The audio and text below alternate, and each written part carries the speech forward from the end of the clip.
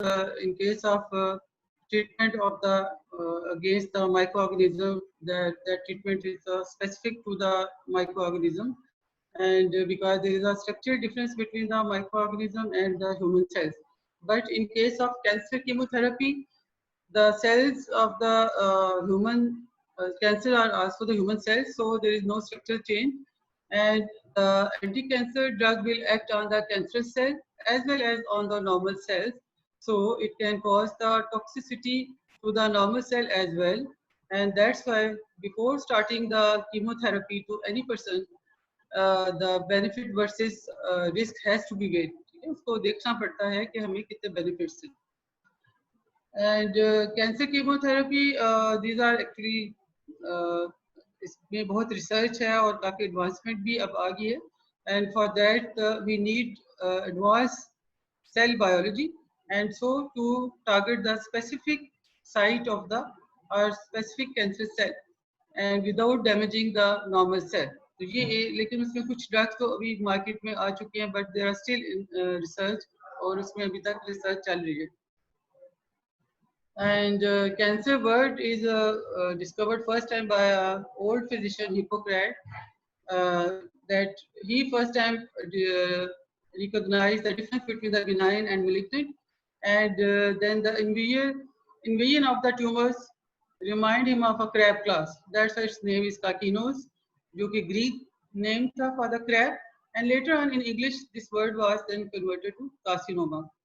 And English language also adopted the word cancer, which is the Latin word for crab. And what is actually cancer is, cancer developed from a single cell that has mutation in the DNA, which is called oncogene. Okay? And instead of maturing normally and dying and differentiation into the specific tissue, cancer cell never stop dividing, and it continue divide and without any restraint. And actually, if the cancer cells are kept in a petri dish, they will they fail to mature. In fact, they are immortal. And what is the etiology of the cancer is, I'm just going rapidly because ये सब आपने जो है pathology में you have done in detail. But briefly आपको थोड़ा सा idea होना चाहिए कि जो chemical, viruses, radiations, these are the positive agent for acquired mutation in the gene, जो कि किसी भी gene को alter कर सकते हैं, ठीक है? And similarly, inherited mutations, and that is transfer of the mutated gene from the parents to the children, ठीक है? तो उसमें it is a gene which is inherited, but it is not the cancer which is inherited from the parents to the kids, ठीक है? And these acquired and inherited mutation of the gene convert proto-oncogene to the oncogene. Oncogene is actually mutated gene which will develop into carcinoma.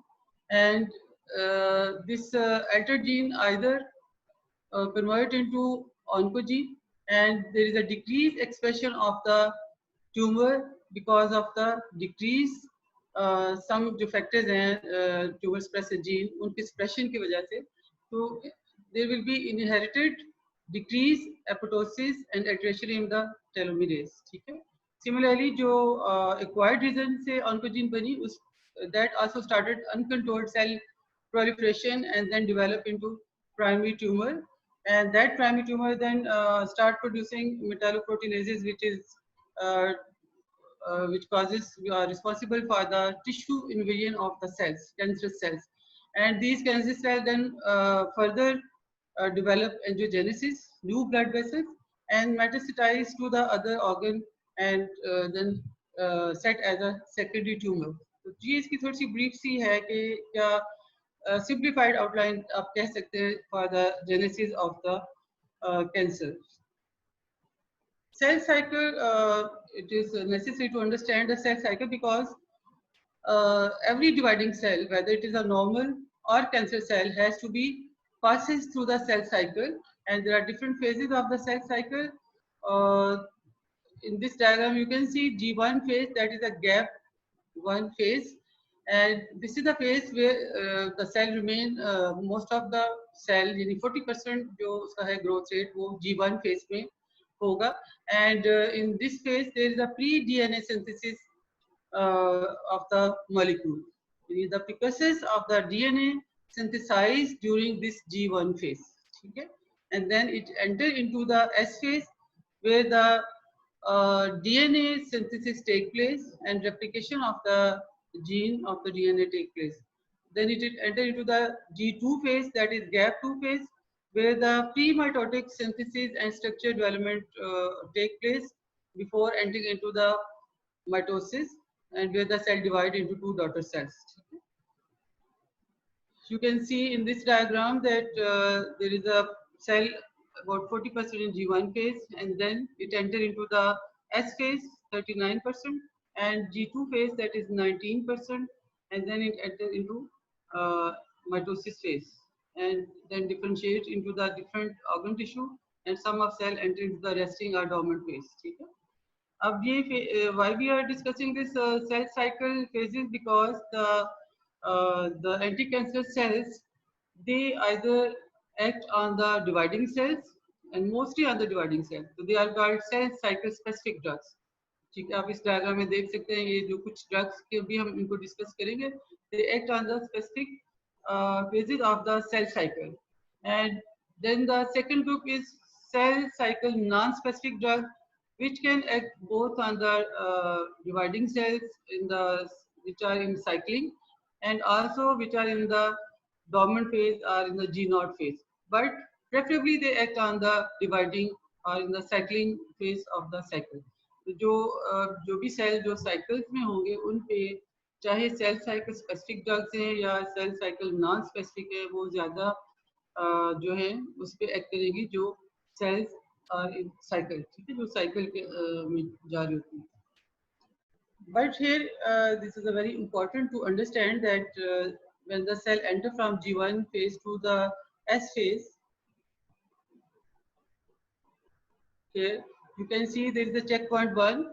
It means if there is any abnormality in the synthesis or any change or mutation in the component which is required for the synthesis of DNA, that will be stopped there by the tumors p53 suppressor gene. ठीक है, यहाँ पे उसको रोक लिया जाएगा. ये जो this is the first phase. And the tumor suppressor gene जो है p53, it can इसके 3 एक्शन होते हैं. It stop the growth, ठीक है, वहीं पे साइकिल को स्टॉप कर देगी, and enhance the cell death. It will shift the cell towards the जो abnormal cells abnormal cells जो बन रहे होंगे, it will shift towards the apoptosis. ठीक है, उसको apoptosis की तरफ ले जाएगी. थर्ड इसका फंक्शन ये है कि repair the damaged DNA, उसको रिपेयर भी करेगी. ठीक है, फिट फाट करके then it will enter into the S phase. From S phase into G2 phase, and from G now cell is ready for mitosis. But before entry into the mitosis, यानी divide होने से पहले वहाँ पे there is a checkpoint 2, and here again cell जो है उसकी देखा जाता है कि if there is any mutation, any damage to the components, तो cell की यहाँ पे जो entry है into the next phase will be stopped, cell growth will be stopped. ठीक है. Now anti-cancerous drugs इस जो डायग्राम में सारी दिखाया जा रहा है कि different जो साइट्स हैं of the anti-cancer cells कि कहाँ कहाँ पे एक्ट कर सकते हैं. जो एंटी-मेटाबोलाइट्स हैं वो मेनली जो purine and pyrimidine and DNA की सिंथेसिस को ब्लॉक कर रही होती हैं, और सिमिलरली जो ब्लूमाइसिन है antibiotics, it will stop the mitosis, और जो इम्यून का एल्कलाइड्स हैं वो भी माइटोसिस को स्टॉप करेंगे. तो इसको हम एंड पे इस स्लाइड को दोबारा रिव्यू कर लेंगे जब हम सारी ड्रग्स को एक बार डिटेल में पढ़ जाएं. ठीक है. So cell can these anti-cancerous drug can be classified into cell cycle specific, and these are anti-metabolites जो कि स्पेशली डिवाइडिंग सेल पे ही सिर्फ एक्ट करेंगी, जिसमें फोलेट एंटागोनिस्ट है, मिथोटेक्सेट, पायरामिडीन एंटागोनिस्ट है, 5-fluorouracil एंड साइटाराबीन, प्यूरिन एनालॉग्स हैं, मरकेप्टोप्यूरिन, थायोगानिन, देन एंटी ट्यूमर एंटीबॉडीज क्योंकि ये सेल साइकिल स्पेसिफिक में फिट करें. अदरवाइज अगर सिर्फ आपको एंटी ट्यूमर एंटीबायोटिक्स लिखने आ जाए तो और भी हैं जो कि सेल साइकिल नॉन स्पेसिफिक की क्लासिफिकेशन में आ जाते हैं. ठीक है. तो this bleomycin because it act on the dividing cells, इसको इस क्लासिफिकेशन में फिट किया हुआ है. Vinca alkaloids includes vincristine, vinblastine, and vinorelbine. Then epipodophylloctoxin is also plant derivative. इसमें एटोपोसाइड्स एंड टेनिपोसाइड्स हैं और टैक्सेन्स हैं हमारे पास, वो भी प्लांट डेरिवेटिव्स हैं जिसमें डोसीटैक्सिल और पैक्लिटैक्सिल ये वाली ड्रग्स आ जाती हैं. ठीक है. Then cell cycle non specific में जो मेजर ग्रुप है हमारे पास दैट इज अल्काइलेटिंग एजेंट्स. ये इसमें इनके सब्सटेंस में अल्काइलेटिंग सब्सटेंस होते हैं जो अल्काइलेट करते हैं to the highly nucleophilic component of the DNA. ठीक है. So alkylating agents includes nitrogen mustards, and nitrogen mustard further have mustine, cyclophosphamide, ifosfamide, melphalan, and chlorambucil. Nitrosuria है हमारे पास, carmustine, lomustine, and then others alkylating agents are busulfan, thiotepa, and platinum analog भी इसी में fit करते हैं because जो उसका mechanism of action है उसमें reactive substances बन जाते हैं. ठीक है. जिसमें कार्बोप्लाटिन है, cisplatin and oxaliplatin. Then we have anthracyclines antibiotics जो कि डानोरूबिसिन, डॉक्सोरूबिसिन एंड एंडोबिसिन. These are also act like alkylating agents. Anti-tumor antibiotics हैं dectinomycin and mitomycin. Then camptothecins includes irinotecan and topotecan. Camptothecin are plants derivatives. ठीक है.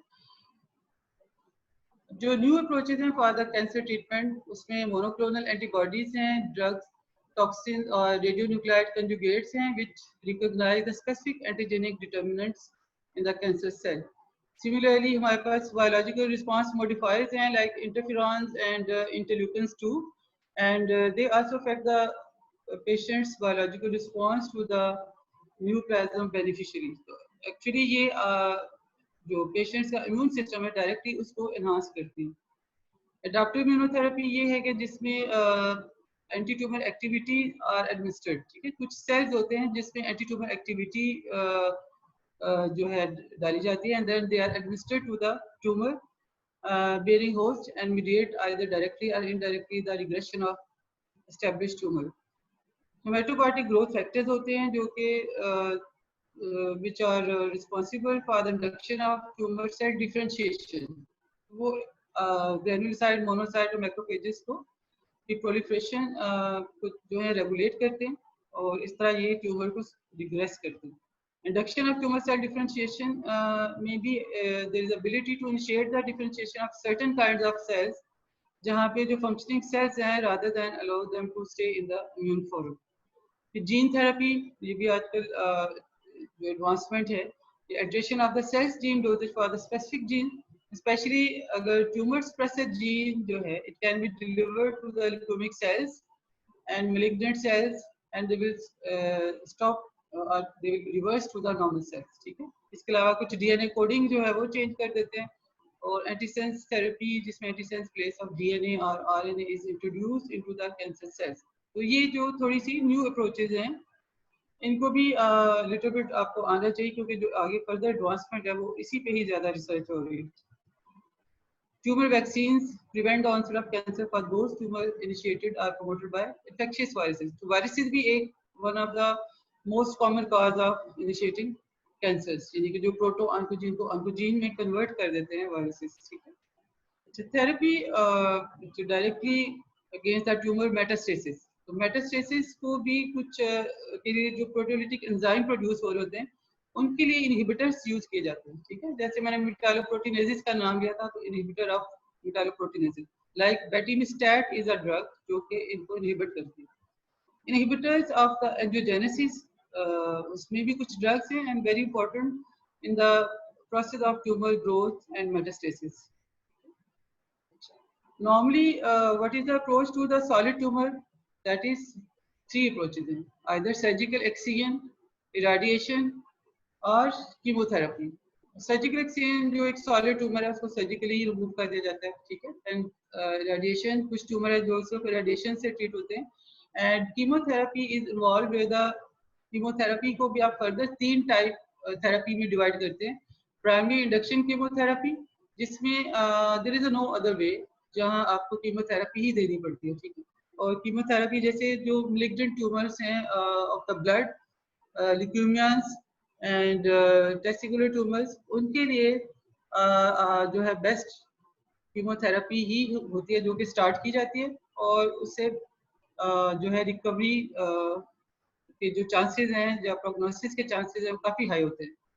Then new adjuvant chemotherapy, जिसमें local जो एक tumour है that can be removed by the surgical एक्सियन, but that is also can be treated by the chemotherapy. यानी आपके पास दोनों जो हैं ऑप्शंस हैं कि आप उसमें कीमोथेरेपी दे दें या उसको लोकली रिमूव कर दें, तो उसको न्यू एडजुवेंट कीमोथेरेपी कहा जाता है। Adjuvant chemotherapy is a chemotherapy जहाँ पे डेफिनेटली आपने सर्जिकल रिमूवल के बाद आइदर रेडिएशन ऐड करनी है या फिर कीमोथेरेपी ऐड करनी है, ठीक है। तो दो कोई कंबाइन करेंगे। Now what are the principle of combination therapy, why we required. इस पे भी एक एससीक्यूज आया हुआ है लास्ट, ये जो सप्ली का पेपर था, तो इसको भी जस्ट थोड़ा सा अंडरस्टैंड कर लें कि why we need combination therapy in cancer chemotherapy, because इसमें एक तो synergistic effect आएगा, maximum differential clones की जो cancer cells हैं they can be killed, and जो drugs हैं in the combined form they should be more active in the active form, not in a prodrug form, and drug should have different mechanism of action and should have a minimal cross resistance and should have a different toxic effects. ये 3-4 points हैं जो आपको पता होने चाहिए कि why we are using the combined therapy and what are the principle of the combination therapy. Difficulties क्या आती हैं जब आप कोई कैंसर कीमोथेरेपी को ट्रीट कर रहे हो। सबसे पहले लेट डायग्नोसिस, क्योंकि सिम्टोमेटिक कैंसर जो है वो जब सिम्टम्स अपेयर होते हैं तब काफ़ी देर हो चुकी होती है। कैंसर सेल्स के जो नंबर ऑफ सेल्स हैं they increase too much and they can not rely on host defence, ठीक है। इसमें प्योरली आपने कैंसर सेल्स को किल करना है, उसके होस्ट सेल्स का कोई रोल नहीं है। And they need complete killing of the cells, ठीक है। इसमें आपने कंप्लीटली किल करना है because there is no involvement of the host sales.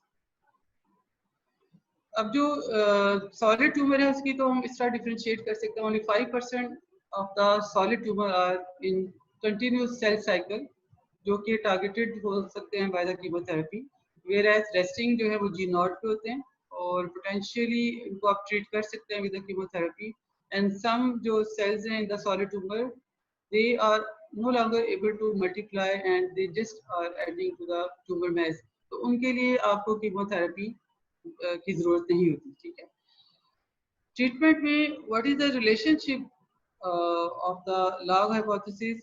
अच्छा, यहाँ पे हमें ये थोड़ा अंडरस्टैंड करना है कि जो कैंसर सेल प्रोलिफरेशन सेल्स की जो पॉपुलेशन है, ठीक है, it is directly related to the treatment, ठीक है। उसमें जितने ज़्यादा नंबर ऑफ सेल्स होंगे उनका उतना ही फर्स्ट ऑर्डर, यानी जो एक्सपोनेंशियल ग्रोथ वाले जो ट्यूमर्स हैं लाइक ल्यूकेमियास है, उनकी ट्रीटमेंट जो है वो 3 लॉग किल हाइपोथेसिस पे बेस करती है। दैट इज जैसे आपने फर्स्ट ऑर्डर काइनेटिक पढ़ा था कि it is kill the anti cancer dose will kill the fix 3 log magnitude of the cells, ठीक है। एंड जस्ट लाइक यानी फिक्स फ्रैक्शन जो है वो किल हो रही है, not a fixed number of cells, ठीक है। सो इसमें जो कैंसर सेल्स हैं लाइक जो अगर हम यूरिन मॉडल लेते हैं उसमें ये फिट हो जाते हैं एक्यूट ल्यूकेमियास ब्लड कैंसर, उसके लिए आप 3 लॉग मैग्नीट्यूड वाला जो हाइपोथेसिस है वो जो है अप्लाई करते हैं कि जितने नंबर ऑफ सेल्स होंगे जो आप डोज देंगे उसमें 3 लॉग मैग्नीट्यूड सेल किल होगा। और इससे जो की पॉइंट हमें अचीव होता है दैट इज कि जो there is inverse relationship between the number of cells and curability, ठीक है। जितने नंबर ऑफ सेल्स होंगे क्यूरेबिलिटी या क्योर या prognosis of the cancer healing उतनी ही कम होगी, ठीक है। तो time of diagnosis, symptoms, treatment ये सब डिपेंड करता है। और आपको इस ग्राफ में बहुत अच्छी तरह आप ये रिलेशनशिप अंडरस्टैंड कर सकते हैं कि if the tumour is treated without, if the tumour is not treated by any drug, जो कि इसमें डैश लाइन शो हो रही है, ठीक है, तो अल्टीमेटली patient will die, ठीक है, उसमें death होगी. Or if the treatment is started after the symptomatic diagnosis, और वहाँ पे जो number of cells हैं they are much more, about 10 raised to 12. If you give the chemotherapy, it will only prolong the survival, but there will be recurrence of the disease and ultimately patient will die. ठीक है, इसमें आप देखते हैं कि ultimately patient die होगा. But if there is an early start of the treatment before appearance of symptoms, there is intense chemotherapy gradually will bring the graph down and patient will improve and cancer will be cure. ठीक है, इसमें ultimately वो cure हो जाता है. And if little bit earlier diagnosis अगर आप कर लेते हैं, you remove the bulk of cancer cells by surgery and then give chemotherapy, and these are much better prognosis, and in a short time patient will cure. ठीक है, तो ये जो है थोड़े से बेसिक प्रिंसिपल्स हैं regarding the treatment of the cancer with the anti cancer therapy. ठीक है, अब कोई भी अगर आपको कैंसर या एंटी कैंसर ड्रग के एडवर्स इफेक्ट लिखने आ जाए, तो ऑल द जो एंटी कैंसरस ड्रग्स हैं they have a common adverse effect. ठीक है, बट स्पेसिफिक ग्रुप्स जो हैं they have a some specific adverse effect as well, जो कि हम हर ग्रुप के साथ फिर देखेंगे. एक तो आपने ये सारी कॉमन एडवर्स इफेक्ट्स लिखनी है और साथ कोई जो एडिशनल उनकी अपनी स्पेसिफिक है वो आप साथ मेंशन जरूर करेंगे. तो कॉमन एडवर्स इफेक्ट में ये सारे जैसे बोन मैरो सप्रेशन है, एलोपेशिया है, डर्मेटाइटिस है, जितने भी डिवाइडिंग सेल्स हैं क्योंकि उनकी टॉक्सिसिटी फिर आएगी, डिसफॉर्मेशन ऑफ जीआईटी एपिथेलियम, स्टेरिलिटी, म्यूटाजेनिसिटी, कार्सिनोजेनिसिटी, क्योंकि ये सारे सेल्स जो हैं ये नॉर्मल लाइफ में भी ये कंटिन्यूसली डिवाइड हो रहे होते हैं. Potent nauseating and emetic agents, immunosuppression, hyperuricemia which will lead to renal stone and precipitation of gout.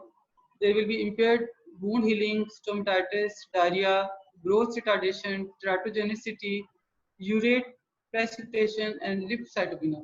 तो ये कॉमन एडवर्स इफेक्ट्स की लिस्ट है. क्योंकि सारी की सारी कैंसर सेल्स जो हैं they kill the cells, that's why को आप साइटोटॉक्सिक ड्रग के नाम से लेबल करते हैं या एंटी प्रोलिफरेटिव ड्रग के नाम से. ठीक है, और रेजिस्टेंस टू साइटोटॉक्सिक ड्रग्स, इसके भी जो कुछ कॉमन वे हैं to develop the resistance against the drug, जिसमें एक तो प्राइमरी जीनोमिक इंस्टेबिलिटी है with the tumor suppressor gene p53, it lead to the resistance to radiotherapy. ठीक है, एक्वायर्ड में there is an increase expression of gene on the cell जो कि p glycoprotein को ज्यादा एक्सप्रेस करेगी. That is important drug involved in the drug efflux. Drug को efflux out कर देते हैं ये p glycoprotein. Then over expression of multi drug resistance protein, ठीक है, MLD-RP1, वो भी उनका भी जो नॉर्मल फंक्शन है टू efflux the drug. ठीक है, फिर DNA repair increase हो जाता है और there may be change in the target enzyme like dihydrofolate reductase. There may be increased production of thyroid trapping agents, maybe decreased activation of prodrugs due to decreased activity of the tumor enzyme, and there may be inactivation of anti-cancer drug by enzyme. ठीक है, तो ये आपने सब जो common causes of development of resistance against the anti-cancer drug, common adverse effects of the cytotoxic drug, ये सारी जो हैं इनको ऐसे याद कर लें. फिर कोई भी अगर एंटी-कैंसर ड्रग आ जाती है एग्जाम में तो ये सारे तो आपने लिखने ही हैं, लेकिन जैसे अब हम ग्रुप वाइज डिस्कस करेंगे, like alkylating agents, it has a very specific own adverse effects as well, जो कि बाकी सारे common adverse effects के अलावा भी. ठीक है, now what is the alkylating agents? इसमें जो उनका सबका main mechanism is the same.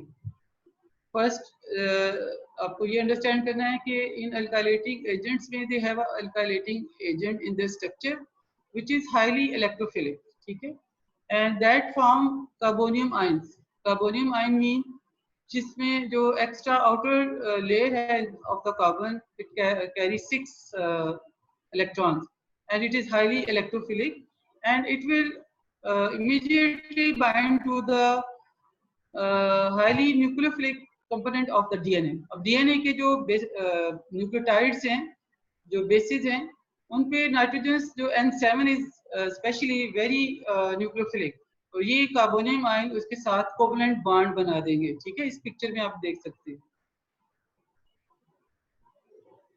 और सेकेंडली एक और जो इम्पोर्टेंट बात है यहाँ पे याद रखिए कि कुछ इनमें से ड्रग्स ऐसी हैं जिनमें 2 अल्काइलेटिंग एजेंट सब्सटेंसेस होते हैं, therefore they act as a bifunctional alkylating agents and they can cause intra-strand linking and cross linking, ठीक है। वो एक सिर्फ स्टैंड पे फिर लिंकेजेस नहीं बनाएंगे क्योंकि 2 हैं तो बायफंक्शनल अल्काइलेटिंग एजेंट्स उनके साथ बन जाएंगे, ठीक है। सो जो इस तरह ये alkylation of various nucleophiles molecules of the DNA हो जाती है, लेकिन इसमें जो टारगेट्स हैं specially N7 of guanine, N1 and N3 of the adenine, N3 of the cytosine and O6 of the guanine, ये वो टारगेट्स हैं जहाँ पे ये इलेक्ट्रोफिल ये जो कार्बोनियम आयन है ये इसके साथ रिएक्ट कर जाता है, ठीक है। और जो हमारे पास कुछ बायोफंक्शनल बिसक्लोरोइथाइलामीन है, वो इथाइलिन अमोनियम रिएक्टिव न्यूक्लियोफिल इलेक्ट्रोफिल बनाएंगी जो कि इन टारगेट्स के साथ बाइंड कर देगी, ठीक है। और जब बाइंड कर देंगे तो क्या होगा रिजल्ट, इंट्रा और इंटरचेन क्रॉस लिंकेजेस हो जाएगी, miscoding by abnormal base pairing होगी। तो इससे क्या होगा, there will be interference with the transcription and translation of the DNA. तो वहीं पे जो है डीएनए की जो आगे रेप्लिकेशन है वो स्टॉप हो जाएगी।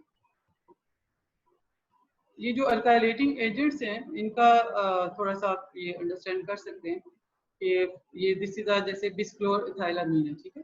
तो इथाइलामीन है, पहली जो इथाइलिन है इसमें क्लोराइड निकल जाएगा and it will converted into cycle form, ठीक है। जिससे ये नाइट्रोजन जो टर्शियरी था ये क्वाटरनरी में कन्वर्ट हो जाएगा। देन दिस साइक्लिंग जो है इसमें ये स्ट्रेटनिंग होगी, तो there will be formation of carbonium ions. तो ये carbonium ion then immediately will make a bond with the nitrogen of the DNA chain, ठीक है। तो यहाँ पे ये बॉन्ड बन जाएगा, फिर यही साइकिल दोबारा दूसरी वाली इथेन जो लिंब है उसमें होगा and there will be cross linkages. तो ये आपको थोड़ा सा जो मैकेनिज्म है ऑफ द अल्काइलेटिंग एजेंट उसको आप अंडरस्टैंड कर लें और सबके लिए एक ही होगा। जिसमें अब जो थोड़ा सा आगे फार्माकोकाइनेटिक और एडवर्स इफेक्ट हम डिस्कस कर लेते हैं जो थोड़ा सा वेरी करते हैं रिगार्डिंग नाइट्रोजन मस्टर्ड्स। इसमें जो ड्रग्स हैं मैक्लोएथामीन, क्लोरम्ब्यूसिल, साइक्लोफॉस्फामाइड, आइफॉस्फामाइड, और they vary in their degree of stability, ठीक है। इनमें से जो क्लोरम्ब्यूसिल है और साइक्लोफॉस्फामाइड है they are stable, they can be given by oral route. और जो इसमें मैक्लोएथामीन है that is highly unstable, that's why it is given by IV continuous infusion. और अगर इसकी स्पिलेज हो जाए तो it can cause the phlebitis and can damage the skin. Uses जो है नाइट्रोजन बस्टर्स इसके for leukaemia of the solid tumours और Hodgkin disease and other lymphoma. अब यहाँ पे एक बात जो आपने अंडरस्टैंड करनी है कि you don't have to memorize the name of tumors, ठीक है। इतने ज्यादा आप ट्यूमर्स के नाम नहीं याद कर सकते। You should be under graduates हो, थर्ड ईयर में हो, तो आपको जो ज्यादा फोकस करना है वो इसके मैकेनिज्म ऑफ एक्शन और इसके एडवर्स इफेक्ट्स पर, ठीक है।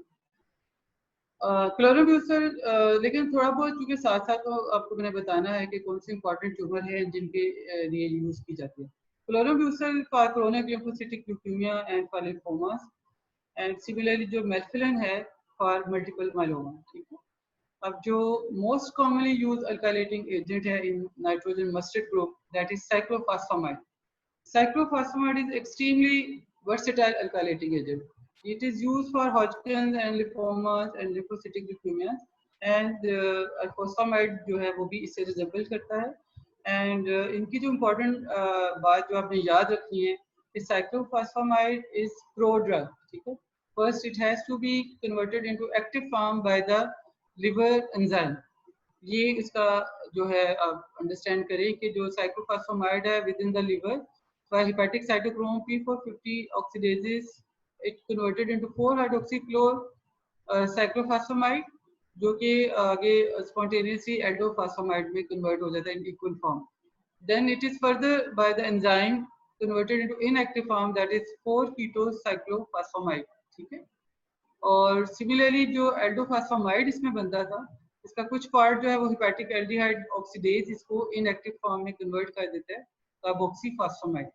And non enzymatically this converted into acrolein and phosphoramide. ये दोनों जो है दे आर हाईली साइटोटॉक्सिक, और इनमें स्पेशली जो एक्रोलीन है it causes the acute inflammation of the urinary bladder and causes hemorrhagic cystitis। ठीक है, तो उसको प्रिवेंट करने के लिए फिर इसके साथ एक ट्रैपिंग एजेंट है mesna, that is mercaptoethane sulfonate, ये साथ फिर ऐड करवाया जाता है, so it can trap the acrolein and prevent the patient from the haemorrhagic cystitis. तो this is a very important for your examination point of view, कि इसमें आपको रिटर्न भी आ जाता है और वाइवा में भी सबसे ज्यादा जो कॉमनली पूछने वाली चीजें होती हैं वो ये cyclophosphamide, mesna, what is mesna, ठीक है, तो ये आप याद रखें। रेजिस्टेंस इसके अगेंस्ट आइदर डिक्रीज परमेबिलिटी और डिक्रीज इंक्रीज डीएनए रिपेयर, और there may be increase drug inactivation. ये तीन इसके मैकेनिज्म हैं, ठीक है। Cross linkages between the alkylating agents, ये भी जो है वो कॉमन है। Now the dose limiting toxicity of the nitrogen mustards, वो सारी वही हैं, बोन मैरो डिप्रेशन और स्पेशली लिपोसाइट्स और प्लेटलेट्स काउंट, और इसके अलावा जो है एक्यूट नोजिया एंड वोमिटिंग, ठीक है, और माइक्लोइथेन इफेक्ट जो है वो क्वाइट इसके साथ स्वेयर होते हैं। साइक्लोफॉस्फेमाइड एलोपेशिया के साथ हेमोरेजिक सिस्टाइटिस करता है, वो भी एक्रोलीन की वजह से, जो कि उसका मेटाबोलाइट है, and that can be blocked by can be decreased by giving fluid intake and by giving the trapping agent like mesna, क्योंकि mercaptoethane sulfonate है, और you can give N-acetylcysteine, ठीक है। और मैक्लोरेथामीन जो है वो सबसे ज्यादा जो है वो अगर स्पिलेज हो जाए तो it can cause fair necrosis of the skin and phlebitis, तो ये इनके एडवर्स इफेक्ट्स हैं। सेकंड अल्काइलेटिंग एजेंट जो है ब्यूसल्फेन है, ये एटिपिकल है क्योंकि ये कन्वर्ट होता है इनटू बायोफंक्शनल अल्काइलेटर, और इसकी जो प्रॉपर्टी ज़्यादा इंपॉर्टेंट है कि it have a main affinity for the myeloid cells. So इसको आपको याद रखना आसान होगा, यूजेस भी इसके माइलॉइड यानी माइलॉइड सेल्स कैंसर जो हैं लाइक क्रोनिक माइलोसिटिक ल्यूकेमिया उसमें यूज होगा, and it has no effect on lymphoid tissue. तो टॉक्सिसिटी भी जो है इसकी मेनली बोन बैरो पे आएगी। तो एक जो इसका एडिशनल इफेक्ट है that is pulmonary fibrosis, that is dose related, ठीक है। तो नाइट्रस ब्यूसल्फान का ये एक स्पेसिफिक है कि ये सिर्फ माइलॉइड टिश्यू पे ज्यादा इफेक्ट करती है। नाइट्रस यूरिया अल्काइलेटिंग एजेंट्स है which converted non enzymatically into carbonium ions, इसके लिए एंजाइम रिक्वायर्ड नहीं है जैसे कि साइक्लोफॉस्फेमाइड का, ठीक है। तो ये ऑटोमेटिकली कार्बोनियम आयन में कन्वर्ट हो जाएगी या आइसोथायोसाइनेट मॉलिक्यूल में कन्वर्ट हो जाएगी, and they will then alkylate the nitrogen side of the guanine, ठीक है। सिमिलरली जो आइसोथायोसाइनेट है it will interact with the proteins and account for some of the toxic effect of these drugs, यानी ये DNA के साथ तो नहीं बट अदर प्रोटीन्स के साथ बाइंड कर जाएगा। नाइट्रस यूरिया की जो फार्माकोकाइनेटिक है, ड्रग इसमें जो आती हैं कार्मस्टीन, लोमस्टीन और सिमस्टीन, ठीक है, ये सब पैरेंटली भी दे सकते हैं और ओरली भी दे सकते हैं।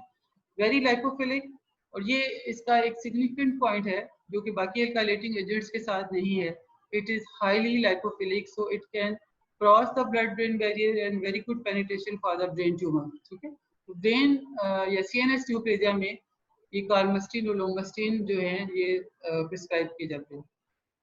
They are used for the Hodgkin's, meningeal leukemias, brain tumors, and for the treatment of GIT, lungs cancer, breast cancer, इन सब में। लेकिन ब्रेन में चूंकि इसकी पेनिट्रेशन ज्यादा है तो वो आप इस तरह याद रख सकते हैं कि ब्रेन कैंसर के लिए ज्यादा यूज होती है। टॉक्सिक इफेक्ट्स सब जैसे बाकियों के हैं, bone marrow depression, acute nausea, vomiting, but इसका एक सिग्निफिकेंट डिफरेंशिएटिंग एडवर्स इफेक्ट जो आता है that is interstitial pulmonary fibrosis, ठीक है। तो ये आपको याद रखिए। फिर हमारे पास प्लैटिनम कंपाउंड्स हैं, cisplatin and carboplatin, they are both, इनका अगर देखें तो प्लानर की सूरत में दरमियान में प्लैटिनम है और फिर 2 क्लोराइड आयंस होते हैं और 2 साथ अमाइनो ग्रुप्स होते हैं, ठीक है। और ये जो है they are given parenterally by IV injection, and sometime locally जो है ये इंट्रोड्यूस किए जाते हैं into the bladder and into the peritoneal space, ठीक है। तो इसका ओरली आप नहीं दे सकते, लोकल इन्फिल्ट्रेशन कर सकते हैं। सिस्प्लाटिन जो है ये एक्सटेंसिवली बाइंड करती है टू द प्लाज्मा प्रोटीन, तो इसलिए ड्रग इंटरेक्शन इसके वहां पे हो सकते हैं, ठीक है। ओके, इसमें सबसे जो लॉन्गर एक्शन है दैट इज कार्बोप्लाटिन। तो ये इसका स्ट्रक्चर आप देख सकते हैं कि प्लैटिनम के साथ 2 क्लोराइड और 2 अमाइनो ग्रुप्स अटैच होते हैं और it kills all the stages of cell, ठीक है। ये सेल साइकिल नॉन स्पेसिफिक में इंक्लूड होता है। मैकेनिज्म ऑफ जो इसका एक्शन है, ये भी डीएनए क्रॉस लिंकेज एजेंट है and it main interaction formation of intrastrand cross linkages, ठीक है। जैसे बाकी अल्काइलेटिंग एजेंट्स आपने जो बिसफंक्शनल थे या बाइफंक्शनल थे, जो कि क्रॉस लिंक्स बना रहे होते हैं between the intrastrand of the DNA and main जो साइट थी वो गानीन की नाइट्रोजन 7, ठीक है। तो गानीन और साथ नेबर गानीन के Assalamualaikum, साथ ma'am. Sorry to interrupt, ma'am. We are left with 5 minutes only. Sorry. Therapeutic uses जो है उसमें टेस्टिकुलर कैंसर, जितने भी सॉलिड ट्यूमर हैं, testicular cancer, bladder cancer, head and neck, ovarian cancer and lung cancer. अच्छा, इसके साथ जो स्पेसिफिक एडवर्स इफेक्ट है वो मैं डिस्कस कर लेती हूँ। Nephrotoxicity, for prevention of nephrotoxic effect we can use diuretics and excessive hydration. इसके अलावा thiol containing compounds, thiosulfate we can use as well, ठीक है। ओके, कुछ स्पेशल जो अल्काइलेटिंग एजेंट्स हैं जो कि इतना कॉमनली यूज नहीं होते, उनको हम डिस्कस नहीं करते। नेक्स्ट हमारे पास अल्कलाइड्स हैं जो कि प्लांट डेरिवेटिव्स हैं। वी हैव टाइम ना, 5 मिनट्स हैं अभी हमारे पास। तो alkaloids plant derivatives, they are micro, इसमें जो सबसे इंपॉर्टेंट ग्रुप है दैट इज माइक्रोट्यूब्यूल्स इनहिबिटर्स। उसमें विनका अल्कलाइड्स आ जाते हैं, विनक्रिस्टिन, विनब्लास्टिन, विडेसिन। फिर इसमें पैक्लिटैक्सिड, डोसीटैक्सिड और कुछ क्रोमेटिन फंक्शन इनहिबिटर्स हैं जो कि टोपोआइसोमेरेज को इनहिबिट कर देते हैं, लाइक टोपोसाइट्स, टेनिकोसाइट्स एंड कैम्प्टोसिसन्स, ठीक है, एंड इनोटेक्टिन। तो इनको जो है थोड़ा सा डिस्कस कर लेते हैं। जो विनका अल्कलाइड्स हैं ये पेरीविंकल प्लांट से ड्राइव होता है और इसका स्पेशल इफेक्ट जो है वो माइटोसिस में ये स्पिंडल फॉर्मेशन नहीं होने देता, ठीक है। एंड टॉक्सिक इफेक्ट जो इसका सबसे मेन है that is it block the cell in mitosis, तो बाकी सेल जो है डिवाइडिंग सेल्स उनको भी उन पे भी इसका टॉक्सिक इफेक्ट आएगा, ठीक है। और जो इसकी रेजिस्टेंस है due to decrease drug accumulation and because of development of P glycoprotein और sometime alteration in tubulin structure जहाँ से एक्ट करना होता है उसमें म्यूटेशन हो जाती है। यूजेस में जो विनक्रिस्टिन है, विनब्लास्टिन, विंडेसिन सारी ये चाइल्डहुड एक्यूट ल्यूकेमिया और हॉजकिंस एंड नॉन हॉजकिंस और मेटास्टेटिक टेस्टिकुलर ट्यूमर, इनमें ये यूज होते हैं। इसी तरह एक्यूट ल्यूकेमियास एंड इसके अलावा chronic माइलोजेनस leukaemias and हॉजकिंस and non हॉजकिंस, तीनों के आप देखें तो यूजेस जो हैं ऑलमोस्ट सेम है, ठीक है। टॉक्सिसिटी में जो इसके साथ स्पेसिफिक एडवर्स इफेक्ट आता है that is peripheral neuropathy and gastrointestinal symptoms, ठीक है। और इसमें बोन मैरो सप्रेशन नहीं होता, ये भी एक चीज याद रखें। So vinca alkaloids they have a special adverse effect of peripheral neuropathy and gastrointestinal symptoms, उन पे ज्यादा इफेक्ट जो सबसे रैपिडली डिवाइड कर रहा था। सो बट सरप्राइजिंगली ये बोन मैरो सप्रेशन इसका कोई इफेक्ट नहीं आता, ठीक है। और इनमें विनक्रिस्टिन के अलावा जो बाकी विनका अल्कलाइड्स हैं, ये हम विनक्रिस्टिन की बात कर रहे हैं कि इसके साथ पेरिफेरल न्यूरोपैथी सबसे ज़्यादा होती है, लेकिन जो बाकी हैं विनका अल्कलाइड्स वो जो है वो बोन मैरो डिप्रेशन भी करेंगी, माइलोसप्रेशन भी करेंगे और न्यूरोटॉक्सिसिटी भी करेंगे, ठीक है। Then we have a paclitaxel and docetaxel, ये भी जो है प्लांट डेरिवेटिव हैं from the way derive from the Pacific tube, जो एक प्लांट का नाम है। And their main action is they shift the assembly towards the more stabilize the microtubules, उनको स्टेबलाइज कर देंगी और फ्री ट्यूबुलेंस जो है वो कम हो जाएंगी। तो ये उसके अपोजिट है टू द विनका अल्कलाइड्स, ठीक है। एंड इनके साथ जो मेन एडवर्स इफेक्ट जो स्पेसिफिक है दैट इज फिर हाइपर सेंसिटिविटी रिएक्शन, ठीक है। बाकी सब तो सबके साथ ही होंगे, लेकिन जो एक में जिसपे ज्यादा स्ट्रेस दे रही होती है जो कि एक स्पेसिफिक होता है हर ग्रुप के साथ, उसमें इसके साथ जो है वो स्फेयर हाइपरसेंसिटिविटी रिएक्शन होता है, ठीक है। और बाकी थेरेप्यूटिक यूजेज जितने भी सॉलिड ट्यूमर्स हैं, ovarian cancer, breast cancer, C of the lung, head and neck, ये सारी जो हैं उन पे उनके लिए यूज होती है, ठीक है। रेजिस्टेंस जो है वो if there is a development of mutation in the tubulin तो रेजिस्टेंस आ जाएगी। और टॉक्सिसिटी इसकी बाकी सारी वही है, bone marrow depression, mucositis, neurotoxicity, but hypersensitivity reaction जो है वो इसी के साथ आ रहा होता है, ठीक है। ओके, देन प्लांट डेरिवेटिव में हमारे पास इटोकोसाइड्स, टेनिकोसाइड्स, ये सेमी सिंथेटिक फॉर्म है ग्लाइकोसिडिक डेरिवेटिव ऑफ कोडोफायरोटॉक्सिन, ठीक है। इनका जो मेन एक्शन है they are inhibitor of topoisomerase 2। अस्सलाम वालेकुम ma'am, sorry to interrupt ma'am, lecture time is up ma'am.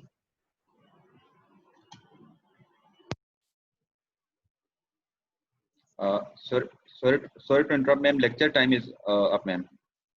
Okay ठीक है बेटे, स्टॉप कर दूं? Yes